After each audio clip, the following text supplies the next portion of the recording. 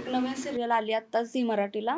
त्याच्यासाठी मग ऑडिशन दिलं, ऑनलाईन ऑडिशन. तर त्या कास्टिंग डायरेक्टरचा मला कॉल आला, "लूक छान आहे तुझा आणि आउटफिट वगैरे सगळ्यामध्ये प्रॉपर तू त्या लूकला" आणि लीडचं होतं ते. ओके.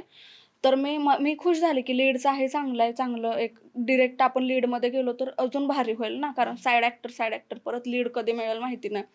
त्यांनी मला काहीतरी 3 वाजता काहीतरी पाठवलेलं. ते बोललेले 5 वाजेपर्यंत पाठव मला.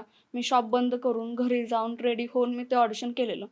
परत त्यांचा मला कॉल आला, की "छान झालंय सगळं, पण अजून एकदा थोडंसं इम्प्रूव्ह करून अजून पाठव." 8 वाजेपर्यंत मी दुसरं ऑडिशन पाठवलं. परत त्याचा 10 वाजता कॉल आला मला, की "अजून एकदा पाठव. तू शॉर्टलिस्ट झाली आहेस, पण अजून एकदा पाठव." मग मी 11 वाजेपर्यंत ऑडिशन करून 11:30ला पाठवलं त्यांना ऑडिशन. ते पण झालं. 11:30ला पाठवलं. तो बोलला, "हां, तू शॉर्टलिस्ट झाली आहेस." अचानकच परत, की "उद्या तुला सकाळी यावं लागेल." परत नंतर त्याच्यानंतर, की "तुला हे करावं लागेल." मी म्हटलं, "एक्सक्यूज मी, मला कामाची गरज नाहीये. मग तुम्हाला करायचं तुम्ही तशा मुली शोधा, ज्या ह्या गोष्टी करण्यासाठी रेडी असतील." तर तो डायरेक्ट माझ्या घरावर, खानदानावर आला, की "तुझं घर जिथं कुठं असेल शोधून तुला दाखवतो." मी म्हटलं, "मग तुमच्यात काय बांधील आहे आम्ही, की तुम्ही म्हणाल ते आम्ही केलं पाहिजे? नको, आम्हाला नाही करायचं मग असलं काम." कंटिन्यू रात्रीचे तो 12-1 वाजता मला कॉलवर कॉल करतोय माणूस. मग मी एकदा लास्ट कॉल उचलला त्याचा. परत तो मला बोलला, की "तू परत याच फील्डमध्ये येणार आहेस. तुला पण ॲक्टरच व्हायचंय.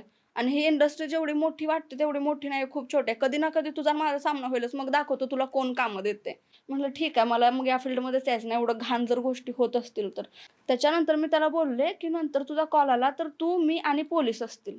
मग तू बघ, मला कॉल करायचा नाही. आणि माझ्या खानदानावर जायची तुझी काय हे नाहीये. तू कास्टिंग डायरेक्टर आहेस म्हणून देव नाहीयेस तू." मग मी भरपूर ऐकवलं त्याला आणि ब्लॉक करून टाकलं.